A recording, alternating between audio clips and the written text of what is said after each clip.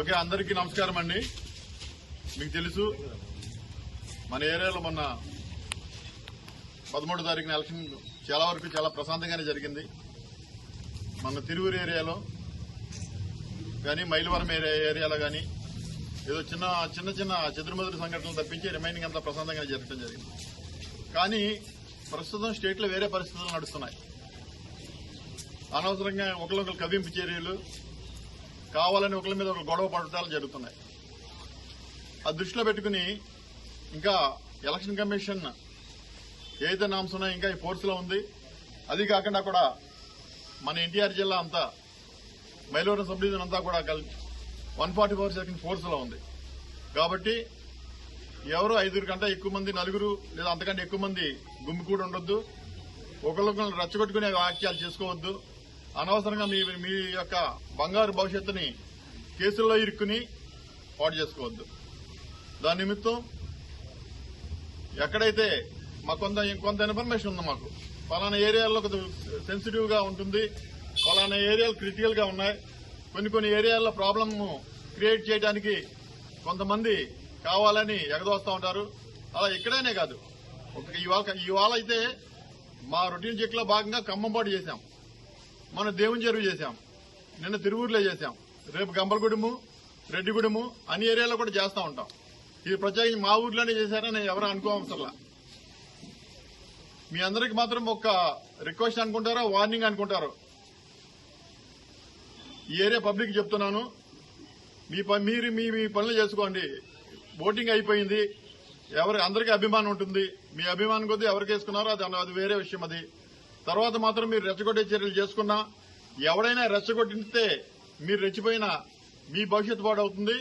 తద్వారా కేసులు ఇన్వాల్వ్ అవుతే చదువుకునే మీ యొక్క పిల్లల భవిష్యత్తు కూడా పాడవుతుంది. అటువంటి కేసులు ఇరుక్కోవడం మీ ఊరి గౌరవంగా ఉంటుందో చెప్పండి. ఆ ఉద్దేశంతో ఇవాళ ఇక్కడ కార్డన్ చేశాం. ఏమైనా ఇల్లులు కూడా, ఇంటి ఆవరణలో కూడా ఏమైనా మీ దగ్గర వెపన్స్ ఉన్నాయా అటువంటివన్నీ కూడా చెక్ చేయడం జరిగింది. ప్రతి మనిషి మీద కూడా ఎవరైతే కొంతమంది మాకు ఈరుమార్క ఉన్న మనుషులు ఉన్నారో వాళ్ళందరి మీద కూడా నిఘా ఉంది. పాత కేసులో ఉన్న వాళ్ళని కూడా అవసరమైతే కొత్త షీట్లు ఓపెన్ చేస్తాం. షీట్లు ఓపెన్ చేయడానికి మాత్రం ఏ విధమైనటువంటి వెనకాడేది లేదు. మీరు ఎవరో ఏదో చేస్తారని, ఎవరో మనం ఇన్వాల్వ్ అయినప్పుడు కూడా ఎవరో వచ్చి రక్షిస్తారని మాత్రం అపోహలకు పోవద్దు. చట్ట పరిధిలో చట్ట ప్రకారం పోలీసులు మా పని మేము చేసుకుంటూ ఉంటాం. ఇది ఎలక్షన్ ప్రాసెస్ అంతా కంప్లీట్ అయ్యే వరకు మీరంతా సమన్వయంగా ఉండాలి. తర్వాత కూడా అన్నదమ్ములాగే కలిసి ఉన్నారు మీరు. ఆ ఉద్దేశంతో ఈరోజు మన ఏకొండూరు ఎస్ఐ కృష్ణ గారి ఆధ్వర్యంలో మన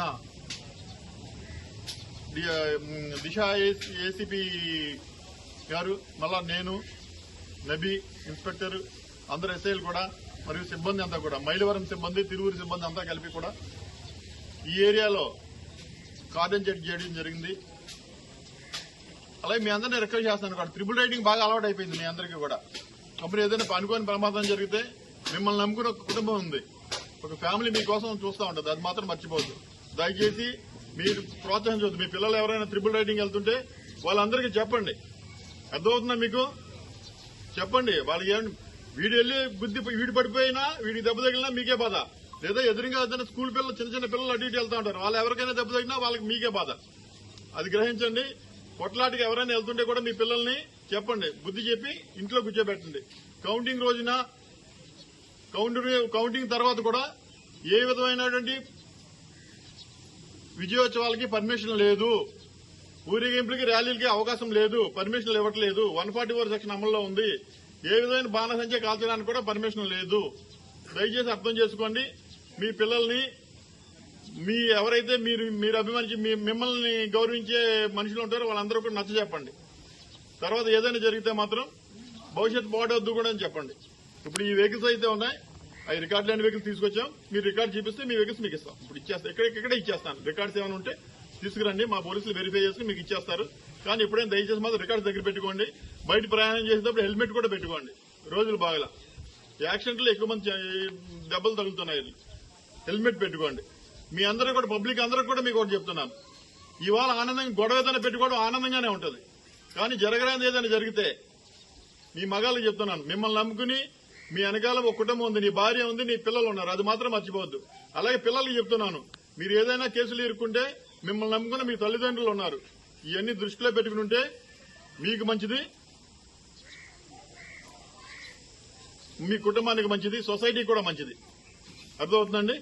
ఇప్పటికే మన ఖమ్మంపాడు అంటే పాత రికార్డులు వెరిఫై చేశాను, వచ్చి 3 నెలలు అయింది. కానీ ఒకసారి రికార్డ్స్ అన్ని వెరిఫై చేస్తుంటే ఖమ్మంపాడు ఏంటి పేరు బాగుంది, చాలా ఖమ్మంపాడు అనే పేరు బాగుందని వెరిఫై చేస్తే దాని నిండా రెడ్ రెడ్ ఇంత పెద్ద పెద్ద ఎర్రక్షరాలతో అన్ని పెట్టేసి ఈ ఊర్లో గొడవలు పడతారు, కొట్టుకుంటారు, అలా చేస్తుంటారు, రోడ్డు మీద తాగి గంతులు వేస్తారని రాసి వెళ్ళారు ఒక ఆయన. అటువంటి పేరు మనం చెరిపేయాలి, మంచి పేరు రాసుకోవాలి అక్కడ. ఓకే అండి, థ్యాంక్ యూ అండి, మీరంతా కోఆపరేట్ చేసినందుకు. అలాగే కూడా ఈ తనిఖీలు అనేవి నిరంతరం జరుగుతూ ఉంటాయి ఎలక్షన్ ప్రాసెస్ లోని, అలాగే ఎలక్షన్ అయిపోయిన తర్వాత కూడా నిరంతరం కొనసాగుతూ ఉంటుంది. అలాగే కిల్లి కొట్లలో చెప్తున్న బయట ఎక్కడ కిల్లి షాపుల్లో బయట ఎంటీ బాటిల్స్ కానీ ఫుల్ బాటిల్స్ కానీ పెట్టొద్దు.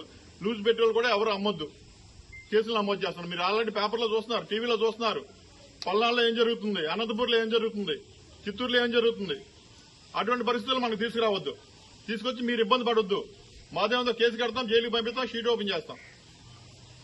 ఆ విషయంలో మాత్రం జాగ్రత్తగా ఉండండి. పిల్లలందరికీ చెప్పండి, నలుగురికి చెప్పండి. ఏదో మన ఊరు పోలీసులు వచ్చారు, ఎందుకు వచ్చారు, ఇవన్నీ పక్క పెట్టి మీ మంచి కోసం వచ్చామని చెప్పండి. మేము ఇక్కడ రాకపోయినా వేరేలా ఉంటుంది, అయినప్పుడు కూడా మీ మంచి కోసం వచ్చామని మాత్రం మీరు